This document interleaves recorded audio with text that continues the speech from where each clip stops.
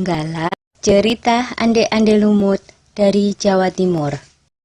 Suatu ketika, kerajaan Jenggala diserang oleh musuh.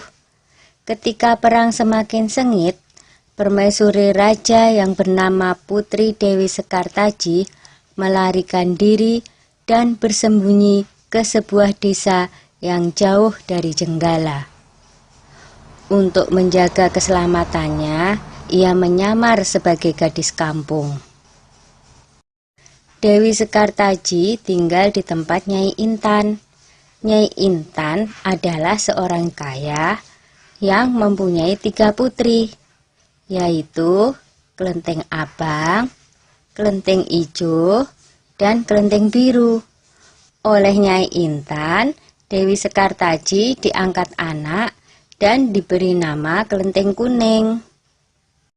Setelah keadaan di kerajaan Jenggala kembali tenang dan aman, sang pangeran mencari jejak istrinya. Ia pergi dan menyamar menjadi seorang pangeran yang sedang mencari jodoh. Panji Asmarabangun menyamar dengan nama Ande-Ande Lumut, lalu membuat sayembara. Dalam waktu singkat, berita sayembara itu tersebar jauh hingga ke desa si Kelenteng Kuning. Kelenteng Abang, Ijo, dan Biru mendengar kabar sayembara itu. Mereka sangat senang dan ingin mengikuti sayembara itu. Kita harus berhias agar terlihat cantik dan memikat sang pangeran, kata Kelenteng Abang. Benar sekali, kita akan memakai pakaian dan perhiasan yang paling bagus, kata Kelenteng Ijo. Hei Kelenteng Kuning, kamu tidak usah ikut sayembara ini, karena kamu tidak pantas mendapatkan pangeran. Lebih baik kamu mencuci baju di sungai, perintah Kelenteng Abang sinis. Ketika Kelenteng Kuning sedang mencuci di sungai, tiba-tiba seekor burung bango datang menghampirinya. Anehnya, burung itu bisa berbicara dan kedua kakinya menggenggam sebuah cambuk. Wahai Tuan Putri, pergilah ke desa Dadapan mengikuti sayembara itu.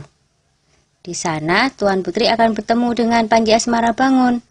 Bawalah cambuk ini, siapa tahu nanti dibutuhkan, ujar sang bango sambil meletakkan cambuk itu di atas batu. Burung bango itu lalu terbang ke angkasa dan menghilang sebelum Kelenteng Kuning menjawabnya. Kemudian Kelenteng Kuning kembali ke rumah dan berangkat menuju desa Dadapan. Sementara itu, di tepi sungai Bengawan Solo, ketiga saudara dan ibu angkatnya bingung karena harus menyeberangi sungai, tetapi tidak ada perahu.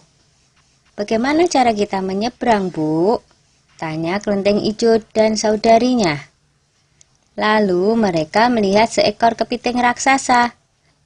Kepiting itu adalah Yuyu Kangkang, utusan Ande-Ande Lumut.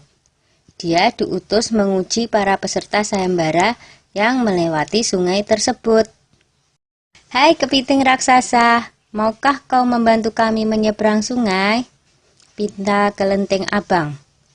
Yuyu Kangkang tertawa lebar. Hahaha. Aku akan membantu kalian, tapi ada syaratnya, kata dia. Apapun syaratnya, kami bersedia. Yang penting kami bisa menyeberang, jawab Kelenteng Abang. Kalian harus menciumku, kata Yuyu Kangkang. Dan mereka pun bersedia memenuhi syarat si Yuyu Kangkang. Kelenteng Kuning tiba di pinggir sungai. Yuyu Kangkang mengajukan syarat yang sama. Tetapi Kelenteng Kuning menolak, dia tak ingin mengkhianati suaminya. Berkali-kali Kelenteng Kuning memohon, tetapi Yuyu Kangkang tetap menolak. Akhirnya Kelenteng Kuning memukulkan cambuknya ke sungai, dan seketika itu air sungai Bengawan Solo surut. Melihat itu, Yuyu Kangkang ketakutan, dan segera menyeberangkan Kelenteng Kuning, bahkan mengantarnya sampai ke desa Dadapan. Sayembara pun dimulai.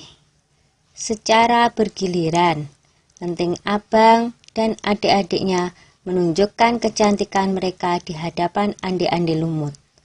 Namun, tak seorang pun di antara mereka yang dipilih oleh Ande-Ande Lumut. Ampun pangeran, hamba mohon, terimalah salah satu putri hamba, iba Nyai Intan. Ande-Ande Lumut menjawab, wahai Nyai Intan, ketahuilah, aku tidak bisa memilih seorang pun dari putrimu, karena mereka telah mencium si Yuyu Kangkang. Sambil menunjuk kelenteng kuning, pangeran melanjutkan, aku memilih gadis ini karena dia telah lulus ujian, tidak mau mencium si Yuyu Kangkang. Nyai Intan dan ketiga putrinya baru sadar bahwa mereka ditolak oleh Ande-Ande Lumut karena tidak lulus ujian. Kemudian Ande-Ande Lumut membongkar penyamarannya dan mengatakan bahwa dia adalah Panji Asmara Bangun. Kelenteng kuning sangat bahagia karena bertemu lagi dengan suaminya. Sudah ya cerita Ande-Ande Lumutnya. Jumpa lagi.